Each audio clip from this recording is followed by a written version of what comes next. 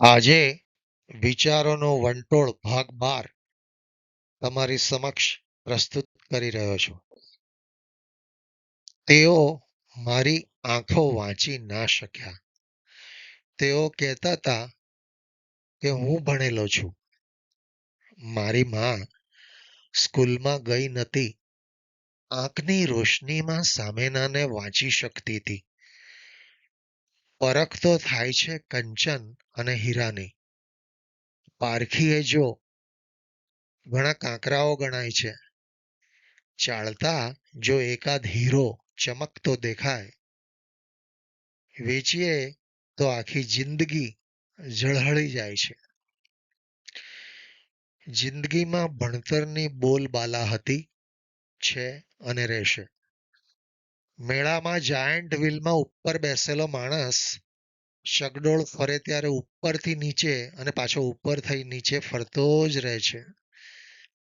Google, Amazon, Microsoft અને Facebook જેવી વિદેશી કંપનીઓનો દબદબો હતો, વળતા પાણી થતા દેખાય છે. ભારતનું ઝોહો આવી ગયું છે. વોટ્સએપની જગ્યાએ સંદેશ, ટ્વિટરની જગ્યા લેવા મથી રહ્યા છે. ભરતખંડનો ભારત પહેલેથી જ બુદ્ધિશાળી વસ્તી ધરાવનાર દેશ હતો, છે અને રહેશે. અહીં જુગાડ કરનારાઓની કમી નથી. કદાચ સામાન્ય ભારતીયોના જીનમાં આળસુપણાનું જીન જન્મજાત છુપાયેલું હોય છે. આગ લાગે ત્યારે કૂવો ખોદવા દોડી પડનારાઓ ઘણા છે.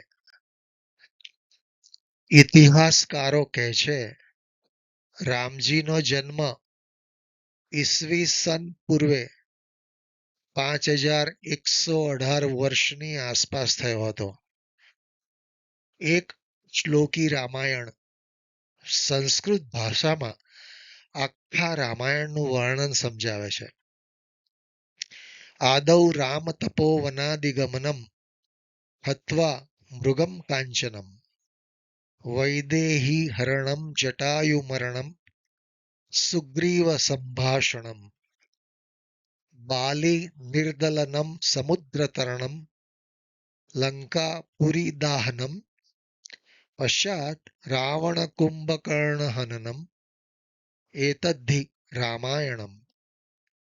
શરૂઆતમાં રામનું તપોવન તરફ ગમન, પછી સુવર્ણમુગનો વ્રત, પછી વૈદેહી સીતાનું હરણ, જટાયુનું મરણ, સુગ્રીવ સાથે સંવાદ, બાલીનો સંહાર, સમુદ્ર પાર કરવો, લંકાપુરીનું દહન અને અંતે રાવણ તથા કુંભકર્ણનો વધ. એ જ રામાયણ છે. લગભગ 2,500 વર્ષ પહેલા, એટલે અંદાજે ઈસવીસન પૂર્વે 500, આજે 2025 ચાલે છે. ભારત માત્ર સાંસ્કૃતિક રીતે જ નહીં પણ આર્થિક રીતે પણ શક્તિશાળી હતું. ભારતની આર્થિક સ્થિતિ ઈસવીસન પૂર્વે 500ની આસપાસ જાણીએ તો નેત્રદીપક હતી. ભારત વિશ્વના સૌથી સમૃદ્ધ પ્રદેશોમાંથી એક હતું, જે વૈશ્વિક જીડીપીમાં નોંધપાત્ર ફાળો આપતું હતું. અર્થશાસ્ત્રી મેડિસનના અનુમાન મુજબ ઈસવીસન 1ના સમય સુધીમાં ભારત વિશ્વના જીડીપીમાં લગભગ 30% ફાળો આપતું હતું, જે દર્શાવે છે કે ઈસવીસન પૂર્વે 500માં પણ તેનો ફાળો મહત્વપૂર્ણ હતો. આ સમયગાળામાં મહાજનપદોનો ઉદય થયો. 16 શક્તિશાળી રાજ્યોએ વ્યવસ્થિત આર્થિક માળખું, કર પ્રણાલી અને વેપાર નેટવર્ક વિકસાવ્યા. ચાંદીના છાપવાળા સિક્કાઓનો પ્રવાહ શરૂ થયો. કૃષિ એટલે ખેતીવાડી, કાપડ ઉદ્યોગ, ધાતુશાસ્ત્ર અને આંતરરાષ્ટ્રીય વેપાર ફૂલ્યો ફાલ્યો હતો. એમાં વિશેષ કરીને આપણો વેપાર મિસર અને મેસોપોટેમિયા સાથે વધારે થતો હતો. પાટલીપુત્ર અને વારાણસી જેવા શહેરી કેન્દ્રો વેપારના મુખ્ય હબ હતા. વેપાર માર્ગો ભારતને મધ્ય એશિયા, મધ્ય પૂર્વ અને દક્ષિણ પૂર્વ એશિયા સાથે જોડતા હતા. સ્થાનિક શાસન અને ગામડાના અર્થતંત્રોએ સમૃદ્ધિ જાળવવામાં મહત્વની ભૂમિકા ભજવી. છેલ્લા હજારેક વર્ષમાં ભારતના રાજાઓએ એ જમાનામાં ઘર ફૂટે ઘર જાય એ કહેવતને ચરિતાર્થ કરી આપણે મોગલ રાજાઓ અને અંગ્રેજોથી લૂંટાયા.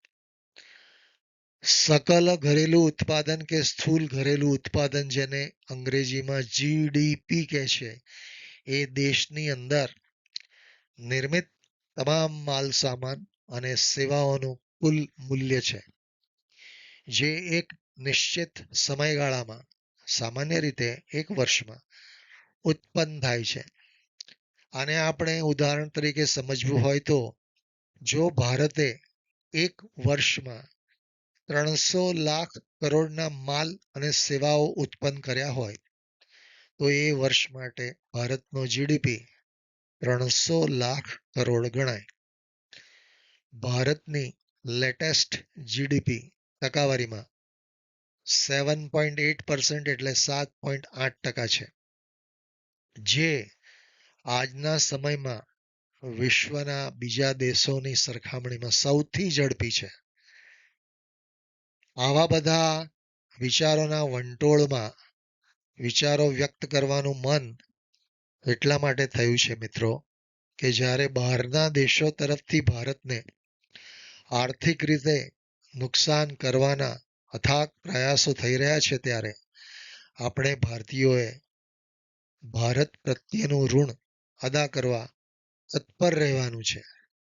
આજે ભારતને આર્થિક રીતે નમાવવા ઘણા બધા પશ્ચિમી દેશો પેંતરા રચી રહ્યા છે. એવું લાગી રહ્યું છે કે ઈસવીસન 2047 સુધીમાં ભારત વિકસિત રાષ્ટ્ર બની પ્રથમ ક્રમાંકે બિરાજશે. મિત્રો, આજનો મારો આ વિચારોનો વંટોળ ભાગ 12મો જો તમને ગમ્યો હોય તો જરૂરથી લાઈક કરશો અને સબસ્ક્રાઈબ કરશો.